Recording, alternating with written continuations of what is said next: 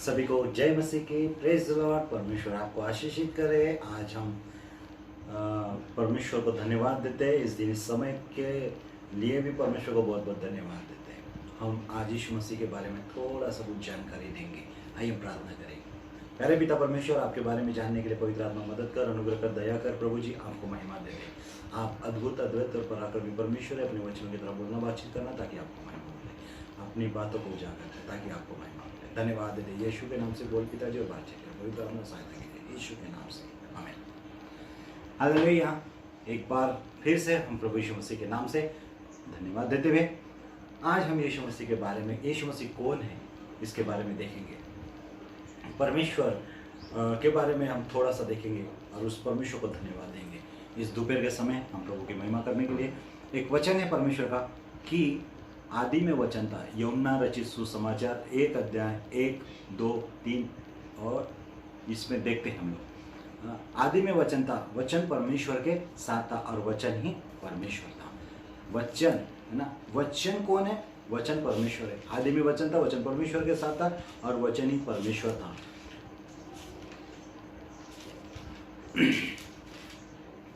और यही आदि में परमेश्वर के साथ था। सब कुछ उसी के द्वारा उत्पन्न हुआ। जो कुछ उत्पन्न हुआ है उसमें से कोई भी वस्तु उसके बिना उत्पन्न नहीं हुई।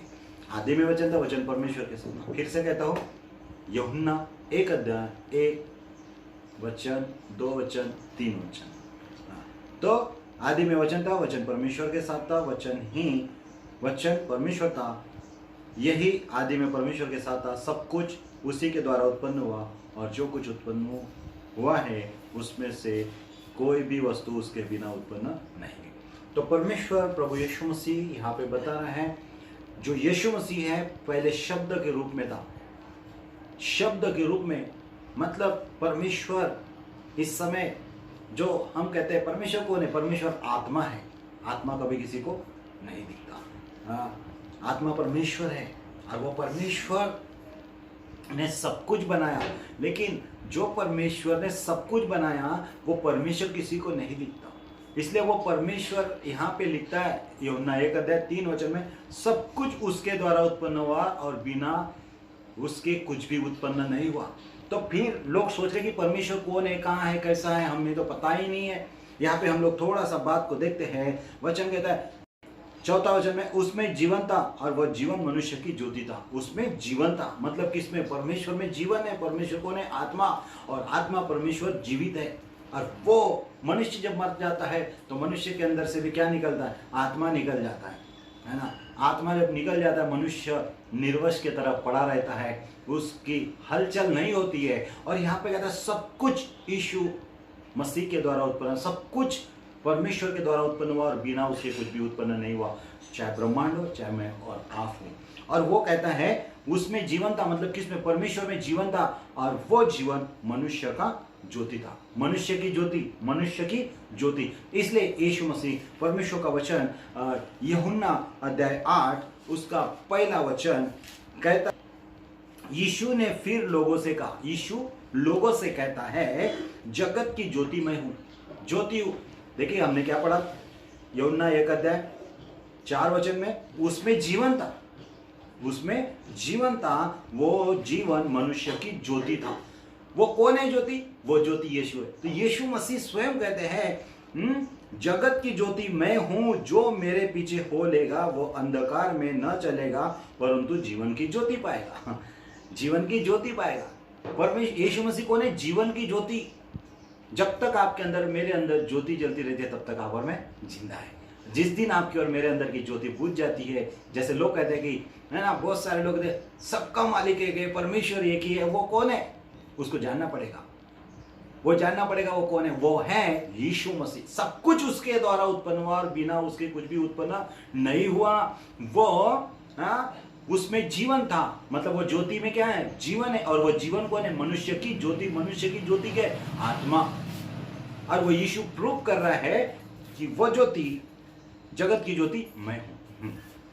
मतलब आपके अंदर जो ज्योति है ना और कोई नहीं है, वो ज्योति है, वो आत्मा है, यीशु मसीह की आत्मा है। और कहता है जो मेरे पीछे हो लेगा, आपको मुझे जीवन देने वाले के पीछे होना है, आपको मुझे उसके पीछे होना है जो ज्योति है। देखिए, आपको मुझे जब कहीं चलना है, अंधेरे में चलना है या जंगल में रात के समय चलना है, हमको टॉर्च की जरूरत होती है ना। टॉर्च की जरूरत होती है, क्यों? ताकि हमको प्रकाश दे और प्रकाश मिले, ताकि उस प्रकाश के सहारे हम आगे आगे बढ़ेंगे। हालेलुया। और यीशु मसीह जब हमारे जीवन में ज्योति बनकर आता तो हमें सही से दिखाई भी देता है। ज्योति में कहाँ कांटे हैं, कहाँ पत्थर है, कहाँ रोड है, नहीं है, आपको ज्योति में दिखाई देता। उसी रीति से जब आपके अंदर में ज्योति आती है तो अंधकार के काम क्या है? शरीर के काम प्रकट है। शरीर के काम क्या है? लोभ, लालच, मोह, माया, बैर, झगड़े, ये सारे चीजें हैं अंधकार के काम। परंतु जो जीवन की ज्योति है, ज्योति जब आपके अंदर आ जाती है, सही और गलत का फर्क समझ में आ जाता है। यीशु मसीह कहता है, मैं जगत की ज्योति हूं और जो कोई मेरे पीछे हो लेगा वो अंधकार में ना चलेगा परंतु जीवन की ज्योति पाएगा। जीवन की ज्योति। मत्ती रचित सुसमाचार 5 अध्याय 14 वचन कहता है, तुम जगत की ज्योति हो, जो नगर पहाड़ पर बसा हुआ है वह छिप नहीं सकता। देखो, प्रभु यीशु मसीह क्या बोल रहा है? मैं जगत की ज्योति हूं और जो कोई मेरे पीछे हो लेगा वह अंधकार में ना चलेगा परंतु जीवन की ज्योति पाएगा। जब आपने ज्योति पाया तो परमेश्वर हमको मत्ती रचित सुसमाचार में कहता है 5 अध्याय उसके 14वें वचन में कि तुम जगत की ज्योति हो। मतलब जब आप ज्योति पाले तो आप भी ज्योति बन जाते हैं। जब एक कैंडल बुझी और एक कैंडल जल रही है तो जली हुई कैंडल बुझी हुई कैंडल को लगाते हैं तो वो बुझी हुई कैंडल भी क्या होती है? जली हुई कैंडल के द्वारा जल जाती है। जली हुई मोमबत्ती के द्वारा बुझी हुई कैंडल जल जाती है। तो कितना सुंदर है जब यीशु मसीह कौन है? जगत की ज्योति है। और वो ज्योति कौन सी है? जीवन की ज्योति। जीवन की ज्योति।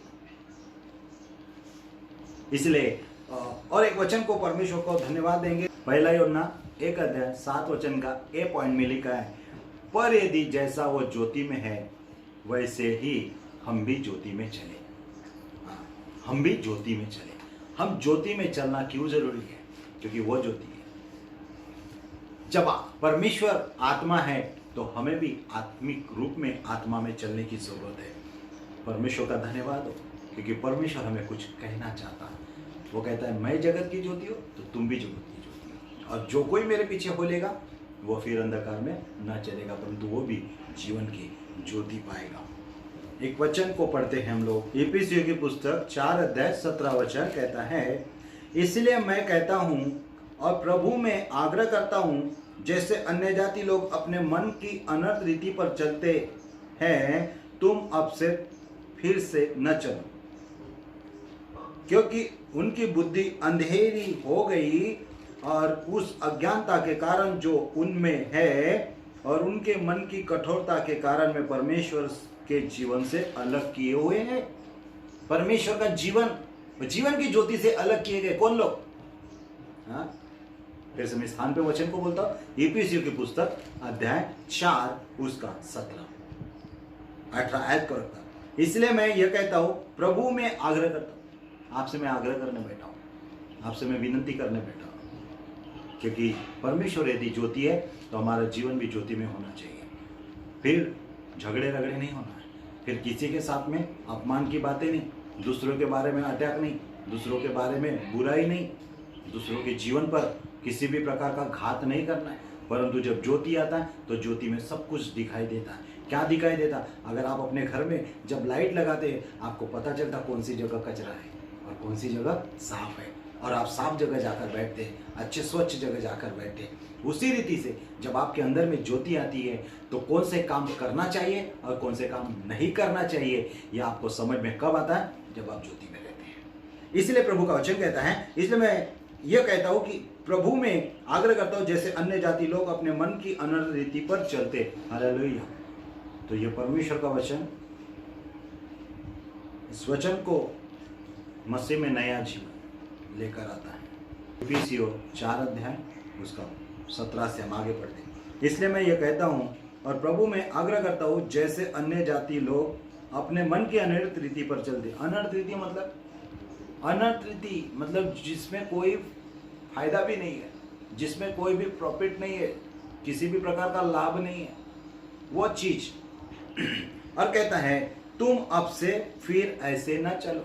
जैसे संसार के लोग चलते, अन्य रीति पर, जो परमेश्वर को नहीं जानते, वो उनके लिए खुद ही व्यवस्था है। और यहाँ पे कहता है क्योंकि उनकी बुद्धि अंधेरी हो गई।